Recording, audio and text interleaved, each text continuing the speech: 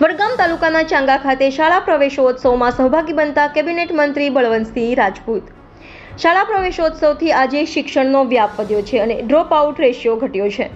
4 લાખના ખર્ચે નિર્માણ કરાયેલ સામાજિક વિજ્ઞાન પ્રયોગશાળાનું મંત્રી બળવંતસિંહ રાજપૂતના હસ્તે લોકાર્પણ કરાયું। ઉજવણી ઉલ્લાસમય શિક્ષણની શાળા પ્રવેશોત્સવ 2024 અંતર્ગત બનાસકાંઠા જિલ્લાના વડગામ તાલુકાના ચાંગા ખાતે પ્રાથમિક શાળા અને સંસ્કાર વિદ્યાલય ઉચ્ચતર માધ્યમિક શાળામાં કેબિનેટ મંત્રી બળવંતસિંહ રાજપૂતના વરદસ્તે બાળકોને શૈક્ષણિક કીટ વિતરણ કરી શાળા પ્રવેશ કરાવ્યો હતો। આ પ્રસંગે તેજસ્વી વિદ્યાર્થીઓને ઇનામ વિતરણ કરી સન્માનવામાં આવ્યા હતા। કાર્યક્રમના અંતે મંત્રી અને મહાનુભાવોના હસ્તે વૃક્ષારોપણ કરવામાં આવ્યું હતું। તેમજ શાળાના શિક્ષિકા બેન શ્રી પનહાજબેન પોદરા દ્વારા 4 લાખના ખર્ચે નિર્માણ કરાયેલ સામાજિક વિજ્ઞાન પ્રયોગશાળાનું મંત્રી બળવંતસિંહ રાજપૂતના હસ્તે લોકાર્પણ કરાયું હતું। આ પ્રસંગે કેબિનેટ મંત્રી બળવંતસિંહ રાજપૂતે જણાવ્યું હતું કે શાળા પ્રવેશોત્સવથી શિક્ષણનો વ્યાપ વધ્યો છે, ડ્રોપ આઉટ રેશિયો ઘટ્યો છે, જેનો શ્રેય વડાપ્રધાન નરેન્દ્રભાઈ મોદીને જાય છે। તેઓએ 20 વર્ષ પહેલા ગુજરાતમાં શાળા પ્રવેશોત્સવની શરૂઆત કરી હતી। મંત્રીએ વધુમાં જણાવ્યું હતું કે દેશના વડાપ્રધાન નરેન્દ્રભાઈ મોદીનું વિકસિત ભારતનું સ્વપ્ન 2047માં સાકાર થવાનું છે, ત્યારે શિક્ષણનું વિશેષ યોગદાન રહેવાનું છે, જેમાં બાળકો દેશનું ભાવિ નક્કી કરવાના છે। ત્યારે બાળકોના સપના પૂર્ણ કરવા આપણે તેમની પડખે રહીએ અને એમની પ્રગતિમાં આપણે સૌ યોગદાન આપીએ। વધુમાં કેબિનેટ મંત્રી બળવંતસિંહ રાજપૂતે નમો લક્ષ્મી અને નમો સરસ્વતી યોજના સહિતની યોજનાઓની માહિતી આપી દીકરીઓના શિક્ષણ પર ભાર મૂક્યો હતો। રાજ્યના મુખ્યમંત્રી ભૂપેન્દ્રભાઈ પટેલ શિક્ષણ માટે સતત ચિંતા કરે છે, જેના લીધે ગુજરાતમાં શિક્ષણનું સ્તર ઊંચું આવ્યું છે અને ડ્રોપ આઉટ રેશિયો ઘટ્યો છે। ચાલુ સાલે રાજ્યમાં 50,000 નવા ઓરડા અને 1 લાખ સ્માર્ટ ક્લાસની ભેટ આપી છે। રાજ્યમાં કોઈ પણ બાળક શિક્ષણથી વંચિત ના રહી જાય તે માટેની અદ્ભુત વ્યવસ્થા રાજ્ય સરકારે કરી છે।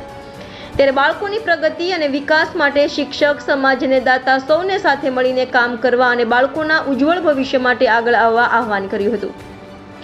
રિપોર્ટર દીપક પુરબિયા, ઇન્ડિયા 24 ન્યૂઝ, બનાસકાંઠા।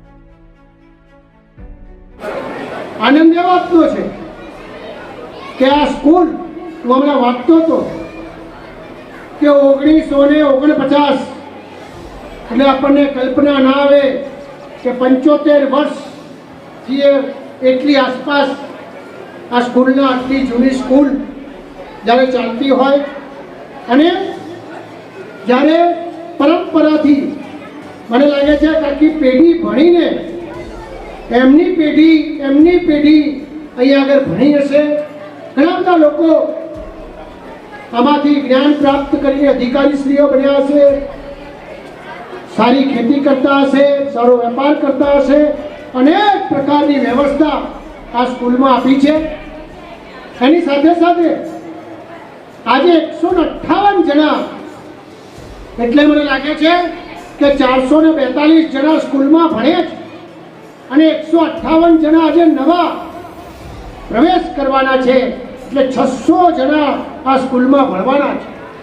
આ બધા પ્રસંગે જેને આ સ્કૂલમાં દાન આપ્યું, જેને સરસ ભણાવ્યું, ભાવિ પેઢીને તૈયાર કરી, એ બધા ખૂબ દિલથી અમને અભિનંદન આપું છું।